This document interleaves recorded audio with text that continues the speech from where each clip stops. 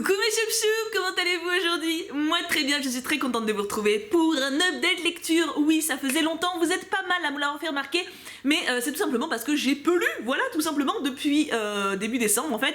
J'ai lu, 5-6 trucs, voilà. Mais là il est temps d'en faire un puisque j'ai déjà lu les 2 romans que j'ai reçus dans le petit colis de la semaine dernière. Oui, j'ai pas mal carburé, en même temps ils étaient très bien. Du coup, ça fait quand même un petit tas de livres, voilà, il est temps de remédier à cela et de vous parler des dernières lectures que j'ai faites. Allons-y parce que je vais un petit peu rouspéter, surtout pour la première. Et pourtant, la première, c'est pas faute de l'avoir attendue, puisque c'est Les Sentiments du Prince Charles de Liv Strömquist. Je suis désolée, Liv, si tu regardes cette vidéo par miracle, je suis désolée. Liv Strömquist, je ne sais pas. En tout cas, c'est une BD que j'attendais énormément, parce que, tout simplement, elle parle de féminisme, elle parle des droits de la femme. Alors, niveau dessin, et c'est pas tout à fait le genre de style que j'affectionne, c'est assez simpliste, mais en même temps, moi, ça ne me dérange pas, parce que comme vous pouvez le voir, il y a beaucoup de textes et j'attendais beaucoup de justement tout ce texte. J'attendais quelque chose d'inspirant en fait et j'ai été quand même pas mal déçue. Je m'explique, c'est très intéressant sur certains points. On apprend des choses sur notre histoire, sur l'évolution des droits de la femme, sur ce qui s'est passé comme scandale concernant les femmes. C'est très intéressant de ce point de vue-là. Niveau anecdote, niveau vécu, niveau histoire avec un grand H, il n'y a pas de problème, on a notre dose. Dans ce sens-là, je trouve que ça sert la cause du féminisme, à savoir que l'égalité homme-femme n'était clairement pas appliquée jusqu'à il y a encore très peu de temps, et même encore maintenant, il y a du boulot. Là-dessus, pas de problème, la BD me satisfait. Au moment où je l'ai refermée, j'avais plus de connaissances qu'au moment où je l'ai ouverte, c'était le but, c'est cool. Maintenant, ce qui me chafouine, c'est la haine que j'ai sentie envers les hommes à certaines anecdotes. Alors, je pense que c'est normal, enfin... Il y a certaines anecdotes où on peut pas dire que les mecs sont cool, hein, c'est sûr, genre évidemment qu'un homme qui bat sa femme jusqu'à ce qu'elle crève, on peut pas lui faire un visage sympa avec des propos cool. Le problème c'est que y a aucun contre-exemple, c'est-à-dire que il y a des fois c'est gratuit, il y a des pics lancés sur les mecs, des grosses allusions bien lourdes, comme quoi les mecs sont des boulets en fait, clairement, et que les meufs sont au-dessus. Et ça c'est un courant du féminisme avec lequel je ne suis pas du tout d'accord, et ce qui du coup moi m'a gâché ma lecture. C'est-à-dire que moi je suis pour un peu, comment dire, faire progresser les mœurs mais dans la paix. Tu vois, c'est un peu comme les homophobes par exemple. Comment on fait pour convaincre un homophobe, hein? Est-ce qu'on le tabasse jusqu'à ce qu'il comprenne que l'homosexualité c'est bien? Non. Est-ce qu'on lui hurle dessus en lui disant que c'est un abruti et qu'il faut l'exterminer? Non, évidemment. Moi je suis plus pour le dialogue, vous voyez, genre c'est-à-dire que si un homme a peur d'un homosexuel, pourquoi? À quoi ça renvoie? Qu'est-ce qui lui fait peur? Qu'est-ce qui le dérange? Et à force de poser des questions, à force de créer un dialogue, on trouve le souci et on essaie de l'arranger. Et à force de discuter calmement, ça s'arrange. Alors évidemment il y a des abrutis, hein, il y a des méchants, il y a tout ce que vous voulez, où là le dialogue ne sert à rien, il faut juste les foutre en prison quand il y a une infraction. Mais quand c'est juste un truc de mental, genre juste quelqu'un qui dit qu'il aime pas quelque chose, ou qu'il aime pas une autre race, ou qu'il aime pas une autre sexualité, il faut creuser ça, tu vois, tu peux pas juste balancer vous êtes des merdes. Non, parce que ça va encore plus le mettre dans sa théorie de c'est vrai, j'avais raison, c'est une conspiration, enfin, vous voyez ce que je veux dire? Et j'ai l'impression que ce livre, franchement, si tu le fais lire à quelqu'un qui a quelques doutes sur le féminisme ou qui comprend pas trop la cause, ça dessert. Ça, c'est un livre qui peut servir à des femmes ou à des hommes qui sont déjà convaincus, et même des hommes, je pense, qui seraient un petit peu mal à l'aise. Je serais très curieuse si des hommes ont lu cette BD, de savoir leur ressenti, vraiment, parce que moi, je l'ai trouvée très agressive quand même, vraiment.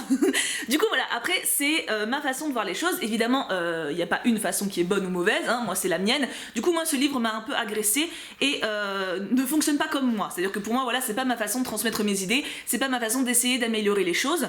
Maintenant, si il a été utile à certaines, très bien. Après, encore une fois, ça donne des arguments. C'est clair que si tu es dans un débat en soirée entouré de 3 oncles débiles bourrés, t'as des arguments à avancer pour qu'ils ferment leur bouche. Ça, c'est cool. Mais c'est dommage que ça aille pas un peu plus loin.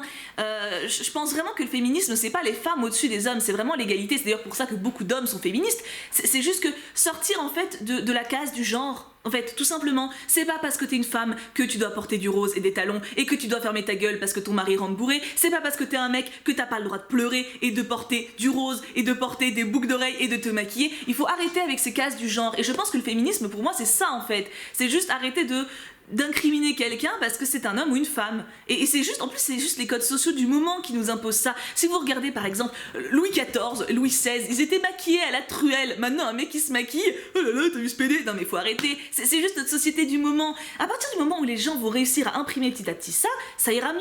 Mais c'est pas en gueulant et en mettant des... Parce que les images sont assez agressives en plus. Vous voyez par exemple ça typiquement... Enfin, ça met vraiment mal à l'aise. Les hommes sont souvent dépeints. Bon, les femmes sont en général assez effacées, vous voyez, c'est des visages assez neutres.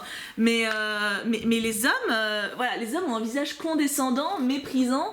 Et en même temps, bon là, c'est ce qu'ils avancent, hein. Mais vous voyez, agressif, pervers. Enfin, j'ai vraiment été mal à l'aise pendant ma lecture parce que pour moi, ça représente pas ça. Pareil, là, par exemple, on a les conditions des hommes et des femmes à travers l'histoire. Alors, effectivement, c'est super intéressant, et on l'apprend dans plusieurs séries, notamment Les Demoiselles du téléphone. Effectivement, il y a pas si longtemps que ça, on ne pouvait pas avoir de carte de crédit, c'était obligatoirement au nom de notre mari. On ne pouvait pas toucher un héritage parce que les femmes sont trop nulles en maths pour pouvoir gérer un héritage. Il y avait plein de trucs aberrants comme ça. Mais c'est important de préciser aussi que même à cette époque, il y avait des hommes modernes, il y avait des hommes qui refusaient ces conditions et qui mettaient leurs femmes en avant. Il y en avait, il y en a toujours eu. Les hommes n'ont pas toujours été des despotes à nous laisser à la maison, à nous faire subir les pires martyrs, à nous traiter comme des boniches. Non, des hommes ont aimé leurs femmes, des hommes avaient des consciences par rapport à ça et mettaient leurs femmes en avant. C'est très important aussi de ne pas l'oublier, et ce livre l'oublie totalement.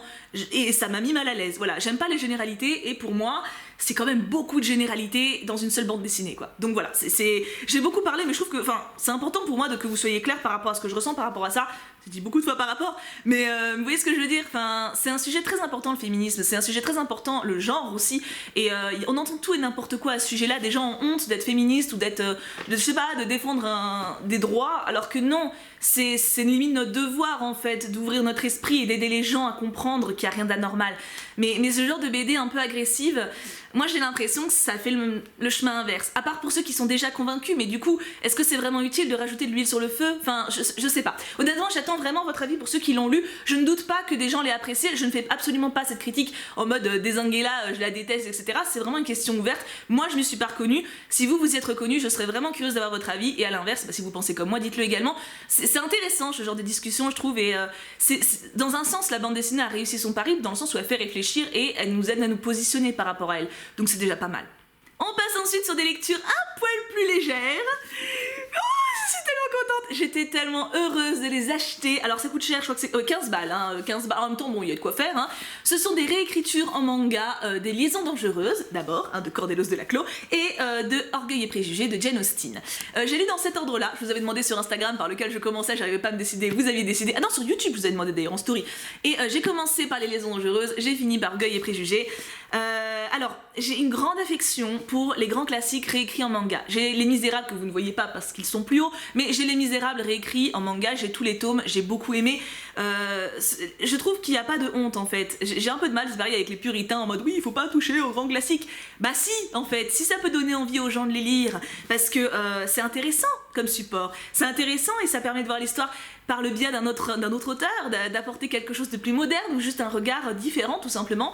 Et alors, pour dire lequel j'ai préféré, je pense quand même que c'est Les Liaisons dangereuses. Alors je vous montre un petit peu les dessins. Alors il n'y a pas de sexe, déjà je vous dis tout de suite pour Les Liaisons dangereuses, s'il y en a qui en attendent, il n'y en a pas, hein. Donc parce que je dis parce que le cut quand je l'ai reçu il fait ouh il y a du cucu là-dedans, j'ai fait non il n'y en a pas. Donc c'est très joli, j'ai beaucoup aimé les dessins.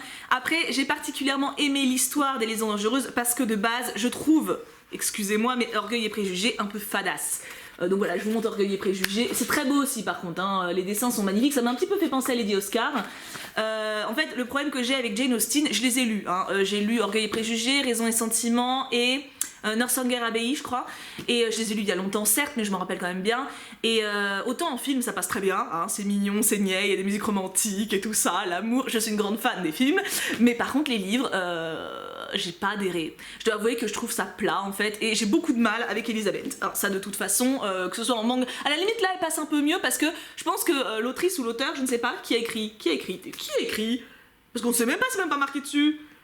Adaptation de Stacey King. Bon, je pense que Stacey, tu es une femme, donc je pense que l'autrice a ressenti la même chose que moi par rapport à Elisabeth, un certain courroux par rapport à son attitude casse-couille. Et là-dedans, du coup, il y a un peu plus de background qui la rend attachante. Et ça, c'est balèze pour moi parce que rendre Elisabeth sympa, en tout cas, Keira Knightley n'avait pas réussi à le faire dans le film, hein.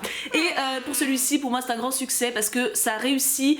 En fait, pour ceux qui ne connaissent pas, Les Liaisons dangereuses, c'est un roman épistolaire, donc c'est des lettres échangées entre plusieurs personnages, principalement Valmont et la marquise de Merteuil, qui sont deux libertins. Et le roman n'est pas graveleux du tout, vous pouvez lire, hein, c'est tout public, simplement il y a beaucoup de sous-entendus, très très très bien trouvés.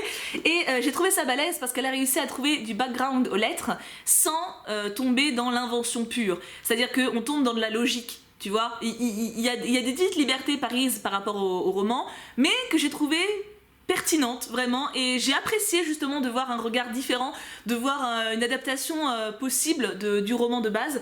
Donc petit coup de cœur pour celui-là quand même, qui est un poil plus littéraire même dans ses propos, alors que celui-ci, bon bah, de toute façon quand je lis Raison et Sentiment ou Orgueil et Préjugés, je le lis pour glousser et être en mode c'est trop chou. Donc ça a réussi quand même, hein, surtout qu'elle a quand même rendu son Elisabeth très sympathique, mais ça reste, il y a trop de relou pour moi en fait dans ce bouquin, je pense, et trop de quiproquos. J'aime pas les quiproquos, ça me stresse. Mais en tout cas, je vous encourage vivement à lire, si ce n'est pas ceci, mais à lire Les Misérables également, à lire les réadaptations en manga ou en BD ou en n'importe quel autre support. N'ayez pas honte, vraiment, c'est pas de la sous-lecture, il n'y a pas de sous-lecture de toute façon. Vous pouvez lire des mangas ou des bandes dessinées, ça ne fait pas de vous des marginaux, des indignes de la littérature, pas du tout. La bande dessinée et les mangas sont de la littérature également, et ça peut vous donner une première approche pour vous donner peut-être envie de découvrir le roman, parce que c'est quand même pas la même plume, et Les Liaisons Dangereuses par exemple, c'est un délice à lire, c'est un délice. Les 4 livres qu'il me reste sont 4 livres que j'ai reçus dans la box Petit Colis, oui, et honnêtement, allez je vous spoil, j'ai aimé les 4. Par contre, il y a différents niveaux de lecture, et pour moi c'est pas du tout public, donc on va en parler. On commence par Boys Don't Cry de Mallory Blackman. Les garçons ne pleurent presque jamais. Alors, je vous ai pas lu les résumés des 3 premiers parce que tout simplement il n'y en avait pas. Hein. Enfin, si, pour Orgueil et Préjugés, mais bon, c'est les grands classiques. Pour ceux qui arrivent, je vais vous les relire par contre, histoire de vous resituer un petit peu l'histoire. Dante attend les résultats de ses examens, le courrier qui lui ouvrira les portes de l'université, de sa future vie, celle dont il a toujours rêvé. Mais quand on sonne enfin à sa porte, ce n'est pas le facteur, c'est Mélanie, son ex-copine, dont il n'a plus entendu parler depuis des mois. Avec un bébé, le sien. Être père à 17 ans, il y a de quoi pleurer, mais les garçons ne pleurent jamais. C'est un chef-d'œuvre. Voilà, j'ai adoré. J'avais un petit peu peur en lisant. Alors le résumé m'avait tout de suite plu, mais j'ai toujours peur. C'est un roman jeunesse, hein, je tiens à préciser, livre de poche jeunesse, voilà. Mais j'avais un petit peu peur que ça se contente de survoler le sujet, et en fait c'est d'une profondeur. C'est bluffant. C'est bluffant. Le héros, donc Dante, est réel, mais vraiment. L'auteur n'a pas peur de nous montrer ses mauvais côtés, il n'a pas peur de nous montrer sa lâcheté de temps en temps, son découragement, son côté ado aussi qui donne envie de le secouer méchamment des fois. Il a un jeune frère qui est incroyablement juste également niveau humanité. En fait, c'est vraiment un livre qui se contente pas de dresser des portraits auxquels on s'attend. C'est un livre humain.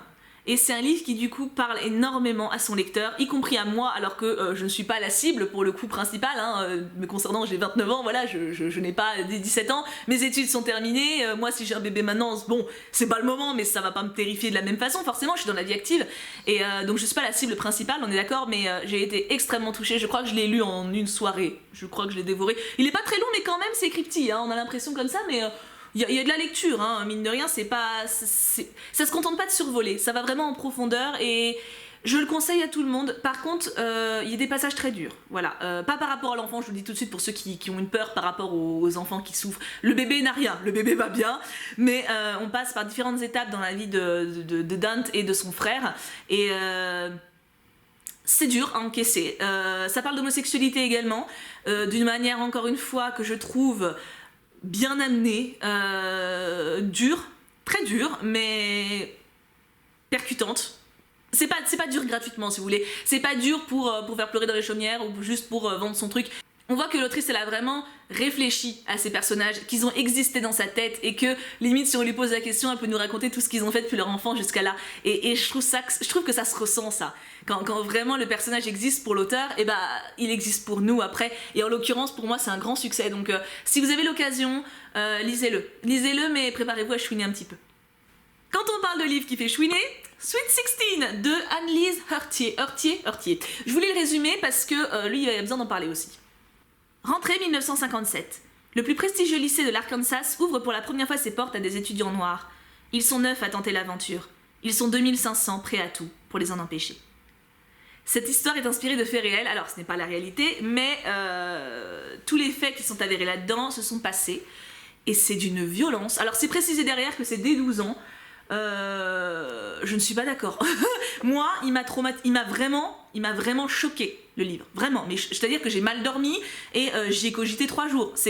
Alors que je connaissais l'histoire, enfin, Je connaissais déjà ce fait divers, c'est très très moche dit comme mot, mais je ne vois pas, enfin, je connaissais déjà ce moment de l'histoire, voilà, c'est plus joli. Je connaissais déjà ce moment de l'histoire où les premiers étudiants noirs ont intégré une école blanche et que l'intégration a été très compliquée. Je connaissais pas dans les détails, mais je connaissais cette histoire. Et bah là, on les a les détails, hein. Et c'est d'une... Waouh! Alors c'est nécessaire comme roman, je pense, parce que en plus personnellement j'ai pas lu beaucoup de romans sur ça, j'ai pas lu beaucoup de romans de personnes noires parlant de racisme à l'époque où encore c'était tellement marqué. C'est quelque chose qui manque, je trouve, dans tous les témoignages qu'on a. Alors Seconde Guerre mondiale, j'en ai un taquet, mais c'est vrai que sur ce thème-là, j'en avais pas. Et c'est tellement dur. Seigneur, c'est... En plus, la gamine qu'on lit, qu'on suit est très attachante et elle est courageuse. Purée, elle a un courage, mais on se demande d'où elle le sort. Alors, je pense qu'il est à lire pour une putain de leçon de modestie à prendre dans nos dents. Vraiment, ça nous fait du bien. Je pense que c'est le genre de livre qui nous remet nos idées en place. Hein. Tous ceux qui chouinent pour pas aller en cours, tous ceux qui se plaignent de leur vie actuellement, ça vous fera un bien fou. Même à moi, hein. C'est-à-dire que même un adulte, hein, y a pas de problème. Hein. Genre, oh là là, ce matin...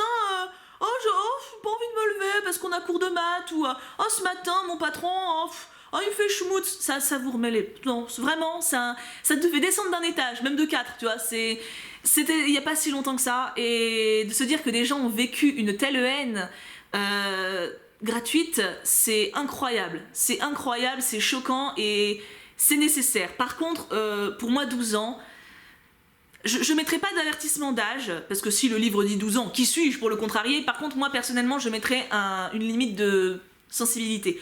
C'est-à-dire que le lisez pas si vous êtes dans un mauvais mood, et pour l'âge, faites gaffe quand même. 12 ans, je trouve ça jeune. Par exemple, personnellement, je l'avais déconseillé à une de mes modos, une de mes modos très jeune, justement, qui avait 12 ans à l'époque, était intéressée pour le lire, elle l'a commencé, elle m'a dit purée, c'est dur, je dis meuf, arrête-toi. Je l'avais fini pendant ce temps-là, j'ai dit meuf, en plus, elle était pas dans un bon mood, je dis lâche-le, reprends-le plus tard, mais c'est dur, franchement, il est très dur, on nous épargne pas les faits,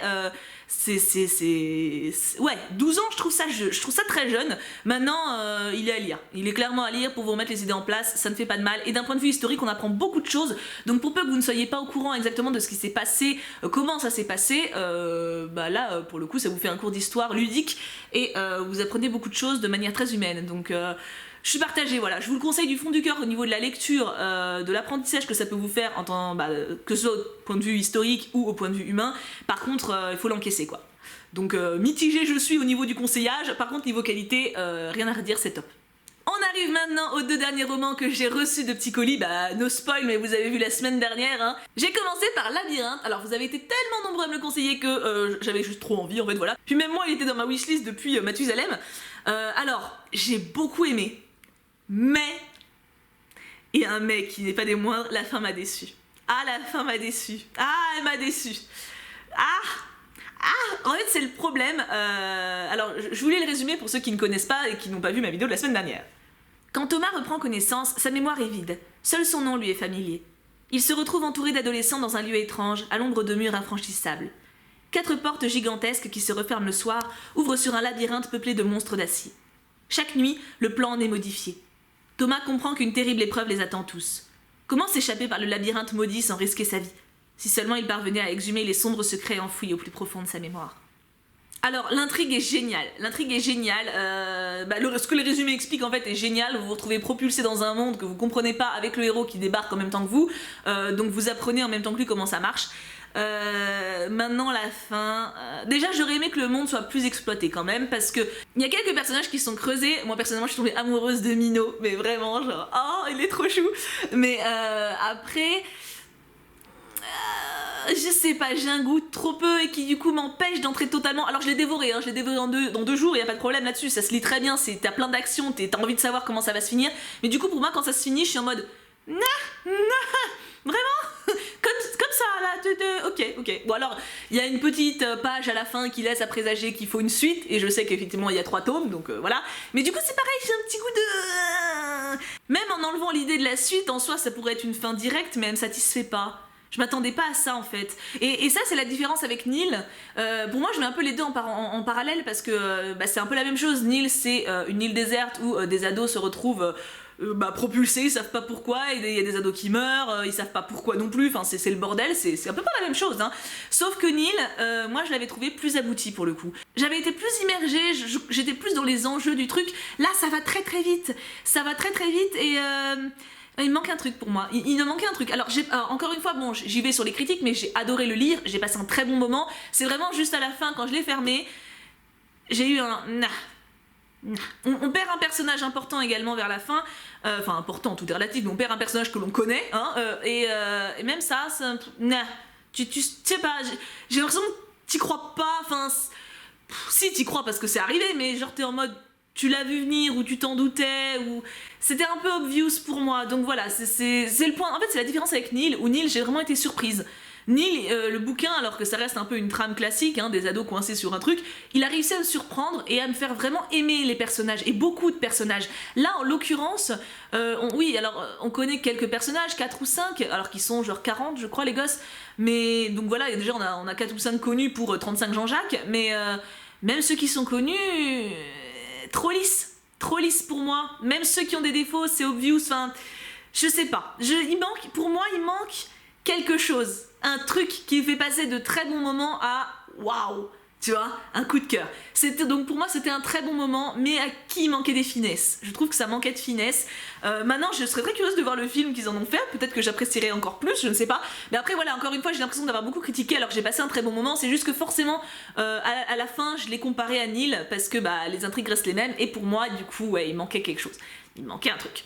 Suis-je trop difficile? Je sais que vous êtes beaucoup à l'adorer et je comprends encore une fois, hein, mais je pense que les films ont aussi bossé là-dessus, donc j'ai hâte de voir votre avis aussi, j'ai hâte. Et enfin le dernier, les poissons de Catharse de Alouette. Alouette. J'ai déjà fait la blague 3 fois pendant l'ouverture du petit colis, je vais essayer de pas la faire trop aujourd'hui. Je vous relis le résumé au cas où. À Catharse, crime et assassinat constituent un quotidien sanglant et divertissant. Logique dans une ville-prison où l'homicide est largement pratiqué par sa dirigeante.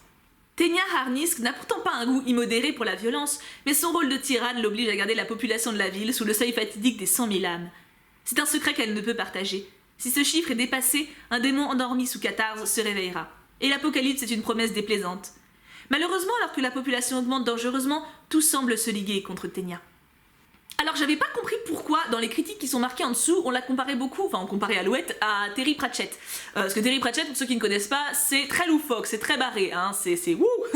Et moi je m'attendais à lire quelque chose d'assez glauque, sombre, avec une pointe d'humour noir, mais un peu comme les salauds gentilshommes. Oh, j'adore ces salauds gentilshommes. Mais tu vois ce que je veux dire, enfin, quelque chose d'assez sombre quand même. Et en fait c'est très drôle, mais c'est drôle, mais vraiment, genre, il y a des jeux de mots, il y a des décalage de ton, genre à un moment il parle d'un ton un peu soutenu puis d'un coup ça devient extrêmement familier. De manière générale les personnages sont très familiers, mais il y a des sous-entendus sexuels tout le temps, c'est complètement pour adultes pour le coup, hein, et parce que je pense que les plus jeunes s'y perdront, enfin à part si vous êtes familier de Terry Pratchett, dans ce cas-là vous allez adorer, mais pour le coup ça m'a surprise, que j'apprécie, parce que je les termine très rapidement aussi en 2 jours je crois, 3. Je voulais terminer pour cette vidéo aussi, ça aide. Mais en fait, Terry Pratchett, moi j'avais essayé et c'était trop barré pour moi. C'est-à-dire que ça m'a perdu. Vraiment, genre, des jeux de mots toutes les 2 secondes, des noms chelous, il n'y a pas vraiment d'intrigue. Enfin, j'étais perdue. Et pourtant, je voulais aimer, mais j'ai pas réussi à adhérer. Du coup, ça me dit que peut-être il faudrait que je recommence, que je retente, parce que j'avais testé ça quand j'étais très jeune. Mais lui, j'ai vraiment apprécié. C'est décalé, mais c'est fun. Et il y a quand même des sentiments, il y a quand même une intrigue et... c'est très décalé, je saurais pas dire quoi d'autre en fait, c'est vraiment décalé et drôle. Voilà, c'est drôle. Je ne m'attendais pas à ça, mais bon, c'est de l'humour noir, hein, par contre. Hein, c'est un peu à la Schwarzenegger qui décapite quelqu'un et qui dit il est où le prochain, tu vois. Voilà, c'est vraiment, c'est ça, c'est du surjeu tout le temps. Et c'est très drôle. Donc voilà, je ne m'attendais pas à ça, du coup au début j'étais assez décontenancée dans les premières pages, parce que dès le début, hein, ça met le ton, alors je sais plus comment ça commence, mais... Voilà, par exemple, au début, on a une espèce de prophétie, hein, écrite de manière chelou, et une des dernières phrases, c'est « Et les humains lui répondirent « La ferme, GG, tu vois pas que tout le monde est crevé, t'as qu'à emmener tes bêtes peut-être plus loin si ça t'inquiète. » Et ainsi fut-il fait. Voilà. Donc, en fait, voilà, il y a souvent un décalage assez marqué entre un ton très familier, très drôle, et un ton plus sérieux qui fait avancer l'intrigue. Du coup, c'est marrant. Mais je pense que ça peut en perturber plus d'un, donc à voir. Pour ceux qui sont familiers de ce genre de ton décalé, vous allez adorer parce que l'histoire est bonne, les personnages sont cool, sont fun et on s'y attache malgré leur côté très chelou. Par contre, ceux qui veulent quelque chose de plus classique, clairement passez votre tour parce que là c'est pas pour vous, hein, clairement pas. Et voilà, j'ai fini. Alors j'ai pas trop lu, hein, on est d'accord, depuis décembre ça fait peu, mais qu'est-ce que vous voulez, il y a des fois où on est en phase lecture, des fois on n'est pas en phase, il faut pas forcer la bête, hein. Là j'avais pas trop envie de lire, cette semaine je me suis bien rattrapée, j'ai lu 2 romans, si je pouvais faire ça toutes les semaines ce serait cool, mais du coup je suis pas allée au cinéma, donc tu vois, je peux pas tout faire non plus, mais non je suis contente de mes lectures, même celles que j'ai pas spécialement aimées, notamment la BD en fait, hein, au moins ça pousse à réfléchir, donc c'est pas une lecture perdue, c'est tout ce qui compte. Du coup j'ai vraiment hâte de lire vos commentaires. Alors déjà, quels sont les livres que j'ai présentés qui vous parlent le plus? Si vous pouviez m'en piquer un, ce serait lequel? Et n'hésitez pas bien sûr, si vous avez déjà lu un de ces titres, à me dire ce que vous en avez pensé, que vous les ayez aimés ou non, hein. Évidemment que vous avez le droit de parler si vous n'êtes pas d'accord avec moi, c'est le but de ces vidéos, c'est d'échanger, dans le respect, mais d'échanger évidemment. Et bien sûr, dites-moi ce que vous avez lu et aimé ou pas aimé pendant ce dernier mois, voire ces 2 derniers mois du coup, puisque j'ai pas beaucoup lu.